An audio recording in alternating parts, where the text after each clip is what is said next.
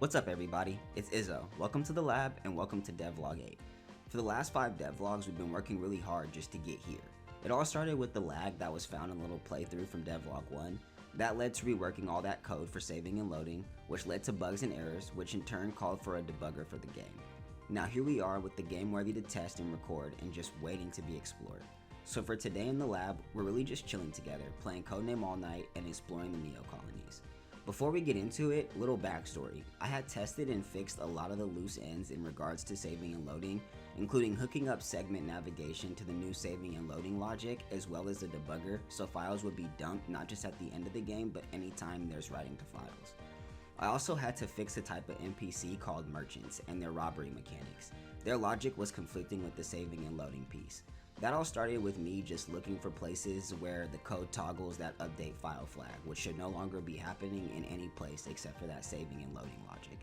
In reality, because of all of this spaghetti code or events, since it's not real coding, it might take a while to really get that saving and loading stable. I added the drop bag back into the game as well. Its saving and loading was a little complicated to get on camera. Actually, I thought I was going to have to redo the whole bag system, but thank God I didn't have to go there. The new debugger got a few new commands to help me with testing and debugging, and finally, let me show you guys, the debugger string also has functionality. So now it tells you the generation, the type of environment you're generating, and this generation flag right here, it's either 0 or 1. When it's at 0, then a new environment will be generating, and when it's not none, then it'll tell you the type of environment that you're in. So I had to do a couple of other fixes as well. I'll probably get into those in the next devlog or a couple of devlogs in the future. But one thing that I didn't test that really came to bite me in the butt was the enemy spawning. I didn't think I needed to touch any of the enemy's code because of the fact that I didn't touch any of it when we were going over saving and loading. But in reality, I touched everything that had to do with the enemy spawning. So when I came in and I was playing the first game, the zombie enemies, which I also call human natures, they weren't working correctly. They were going through different geometry in the game. They weren't actually responding to the walls. They weren't even dying when I was shooting them. So I had to go back in, fix that, scrap what I had, and now we're back here again, and we're gonna go ahead and just have a playthrough now. So let's get to it. You know how we do. We're gonna start off with some looting. Alright, and then actually before we start going, we're gonna actually come back in. We're gonna go into this building and we're gonna double right click to take this personal crate. The personal crate actually allows you to store your items in just in case you die or you run out of bag space, and then you can actually access that personal crate. That same personal crate can be accessed from any other personal crate in the world that you either find that generates or that you create and put in. So now I'm just over here gathering some materials, just some starting game stuff. Real quick, there actually is, at the beginning of the game, it's actually a little grace period. And the grace period just allows you to start setting up for the game, you know, like get your stuff together, either start building a base or get enough weapons and armor and food too. So that way you can survive just running around and, you know, doing your thing. So I'm just going to go ahead and keep getting these materials here, and then we're going to move on. What we're really looking for is we're looking for an environment to settle down in, and then also we're looking for a cave. A cave is going to make it so we don't have to run around the world looking for stone all the time. That cave is just going to keep regenerating stone every time that it's pretty much empty. And two of the different environments that we're looking for either a farm or a lake. And I'm pretty sure one of them just spawned right there. One way that you can tell is that this sloped stuff right here, it's either a farm or a lake. This is a lake. I like the lakes better, honestly. They just look better to me. I still have to redo the water, but yeah, we're gonna just keep pushing through. Just keep swimming. We're up here. And then this is a lake house, but you'll also find them in forest as well. And what these are, you can't actually get into them regularly. You have to break in. So we're just going to go ahead and break into one of them. There might be more that generate. I may or may not break into them, but I just want to break into this first one to show you guys. And then once you break in, you can either settle down in the house, but really you can loot it too. So we're just going to go ahead and loot that and continue moving. So basically now we can check off that we have an environment to settle down in. Next up, what we're looking at is we're looking for that cave still. Little quick stop at this. This is a dirt mound, and these will actually spawn those zombie entities in that I was talking about earlier. But I'm gonna leave that one there so that way we can have some enemies to fight. You can take those out with the axe as well. That's why I said I'm gonna leave it there. Sorry, my brain is kind of scattered at the moment. I've been up for hours just trying to get this together. So let's keep going. Like I said, I don't really like this water model, but this is like one of the first earlier ones that I started testing when I first started redoing the graphics for the game. So right here is the Fisherman's Wharf, and it has a tackle box right there, so you can grab that, and it gives you bait so you can fish. There's only 2 main ways to get food in the game right now. Well, 3 technically, but 2 main ways to get food that can be cooked, and that's either you shoot cows or you fish for it. I don't think I have a fishing rod yet though. There is an NPC that you can talk to grab one. He's in this building. Just come in here, he'll give you a fishing rod. And then you also got some more fishing bait there. We'll loot this store. And then we're just gonna pass this building. My bad about that. I'm supposed to make this red thingy invisible. I just left it there for right now because I forgot. But yeah, these buildings, they're bandit strongholds. And actually, funny story, I had a recording where I was actually recording and I went into a building and I accidentally started one of their raids. It's because of the way that that I implemented the raids in. I forgot to check to make sure you're in front of one of those buildings before you press Q to like enter a building like that. So I was entering a building just like this, and then a little notification popped up that said bandits are coming, and I was like, what? I was very confused, and then I died. Ah, here we go. The infamous merchants I was talking about. Actually, they're not exactly merchants. They're more like currency exchangers. What they'll do is they'll exchange the different currencies in the game that you have. 3 different currencies. Oh, gotta get out that trade module. 3 different currencies that you can have in the game, and that's wood bundles, stone bundles, or iron bundles. And you can craft those 3 bundles like in your inventory right here. Oh, that's the bag. You can craft it yourself, I think. Maybe. Yep, you can craft it yourself. But the thing is that you can't break these down yourself. In order to break them down or to convert them to different currencies, you would need one of these guys. And different ones of them specialize in different things. So the stone exchanger, he'll basically be trading you different bundles for stone. And then he'll be able to break down those stone bundles too. And yes, these guys can be robbed just like that. I won't try to break up that robbery right now. We're still looking for stuff, but definitely might have to get that in. Definitely might. We'll see what happens. I'm kind of worried I'm not going to find what I'm looking for. Really worried at this point. Sweating a little bit. Alright. Yep, still not finding it. I'm gonna let that house go for right now. Still looking for it. I'm hopeful. I'm hopeful we'll find this cave.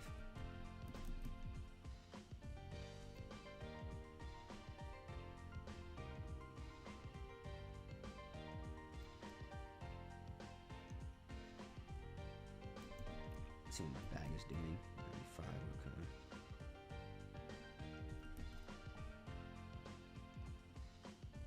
Alright, I'm gonna run off a couple more times. What is this?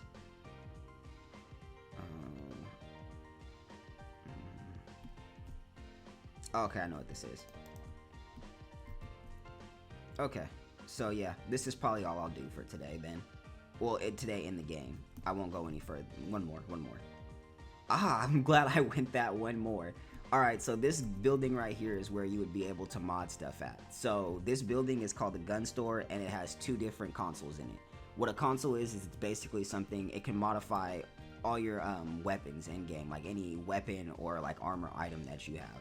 But different consoles specialize in different items. So right here we have the gun editor, sorry, and it'll allow you to modify your gun. You can put on different barrels. You can add different modifications to your bullets, and then you can add on different clips as well. And then right here we have the armor upgrade vendor, and what this does is it allows you to basically modify your armor. You can repair it, you can upgrade it. There's 3 different tiers to armor. The light armor only has 2 tiers though. And then you can reinforce it to give it extra armor points, which is basically the health of the armor. So glad we got that going. And then we're gonna go back over here. And these buildings right here, these buildings are special because right now you can't actually enter them. But what you can do is you can destroy them.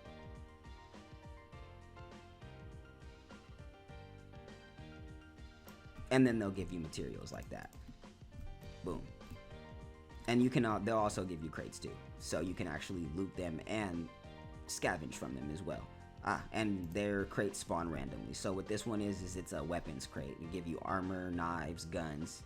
It randomly picks which one. But yeah, now we're gonna run back to that lake over there, and I think I'm just gonna grab some items on the way, so that way we can start getting set up. I know it's gonna start getting dark eventually here. All right, we just hit dusk. I'm about to just hit this house right here. I'm wondering, honestly, I think we might want to settle down here instead of settling down over there, because I don't think there's anything over there worth importance.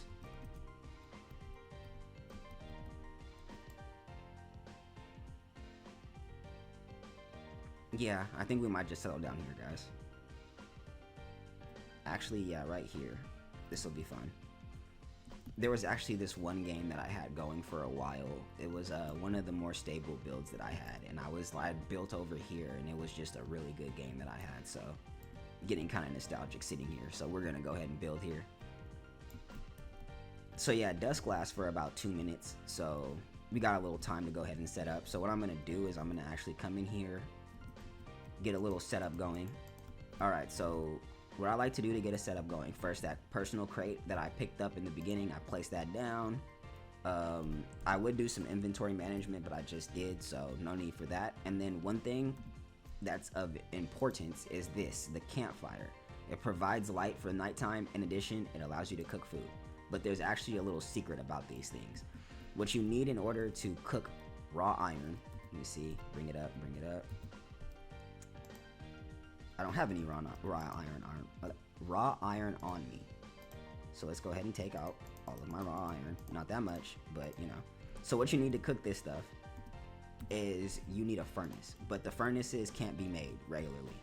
And the only way to actually make a furnace is to upgrade your campfire right here. So I pray I have one of these. Yes, I do. What you need to upgrade is you need an upgrade tool. And the upgrade tool actually doesn't just upgrade these things. It also upgrades different walls and stuff like that, but it doesn't do it for these regular generating houses. It's nighttime now. It only does it for the ones that you can create yourself. There are houses that you can create in game to give you more of that base build type feel. It's these ones right here. They're more like mid-game, late-game type items though, so we won't probably be getting into those today, but they start off with wood type housing, and then they can be upgraded to iron. And the reason why is because you see these 2 health bars up here.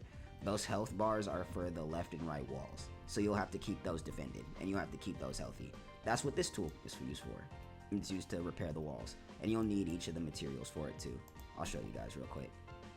See, shows you it's wood, so you know you don't have to repair it right now since they're at full health. But now we're gonna come over here, pay attention to this guy, and needs 4 more stone to upgrade. So let's go ahead and grab that out the box. All right, and we'll upgrade that. And now we can go ahead and cook our iron. I don't have much iron to cook, and honestly, especially with the way that it is, I wouldn't cook iron this early in the game, but I'm just gonna go ahead and do it just to go ahead and show you guys what it's like. So I'm cooking it now, and it's showing you how much it's cooking and how much it's cooked. And now we'll just go ahead, we'll run off. I think just for you know, entertainment purposes, I will come out here and I will be getting more stone and trying to get more iron as well, because that's still very important. We don't even have a knife yet, so let's get that going. Here we go. And he moved correctly, so we can I don't have a knife either. This is bad, but it's good.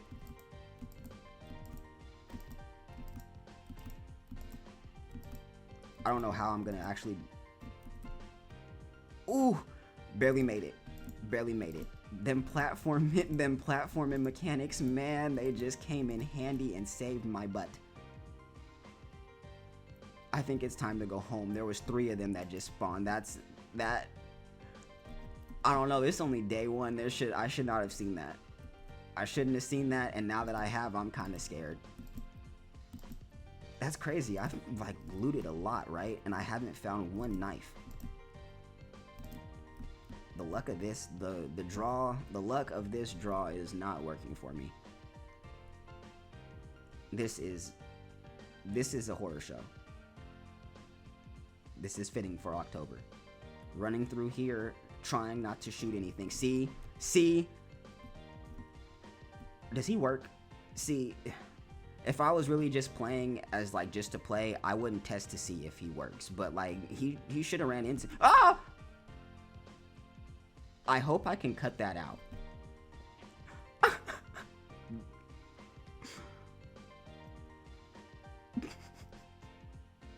That was embarrassing. Sorry, guys. No matter how many times I play this game, I still get jump scares. That still happens. Okay, let's eat some food so we don't die. We're not trying to die on the first playthrough here. I'm not trying to embarrass myself like that. He should be stopping way later than that. So I probably need to look at it because there's little colliders that pop up right there to stop them. So that collider must be too far away from that house. Okay, you know what? No. Cause like I don't have any bullets left to like shoot the bandits with, so I'm gonna need to make a knife so that way I don't have to keep going through this. If I can. I don't even know if I can. Need 5 iron. Sorry if you guys heard that. That's my cat. I think he's hungry or he's just being clingy. That cat and I go way back too. He's been my cat since like the 3rd grade. I have too many menus and I don't have the menu binder working yet. Hard for me to do this. I don't know what's going on with them. They should be destroying the barriers, but you know what? We're just gonna count that as luck for right now. That's what we're gonna do, guys. Count that for luck. So here's the thing. I'm probably just gonna go ahead. Zombie again. I'm probably just gonna go ahead, keep going through the night, and then in the morning, I will go ahead and try to take on those bandits. I only have 14 bullets, and it's not smart to take a knife to a gunfight. Even in this game, still not smart. So I may or may not make it. As if I get lucky and I kill the first bandit fast enough, and he drops ammo, I'll be able to make it through the rest. If not, then I'm probably gonna die. Oh, it's morning. Look at that, guys. We've seen a whole sunrise together. Finally. It's only taken like 3 tries. Of course, you've only seen the 1, but I've seen like 3. And now, since it's morning, these guys are moving slower too. They have different speeds in the morning.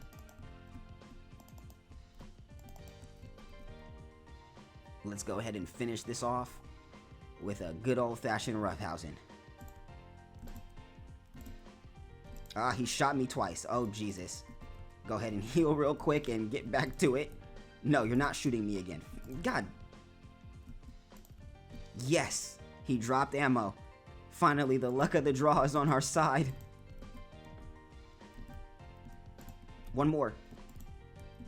I don't know what I was saying one more for, because there's multiples coming. Dang, they pushed me all the way back to my base. That's crazy. There's still one more coming. That might have been what I meant by... Ooh! Them platforming mechanics coming in handy again. Freaking bullet sponges at this point in the game. 9 bullets left. Finished them off. Started with 14. Finished them off with 9 bullets left. That's what I'm talking about. Then you get a gratitude crate because, you know, this guy's happy that you helped him. And I don't think there's anything I can do with him right now. Yep, nothing I can do. Alright.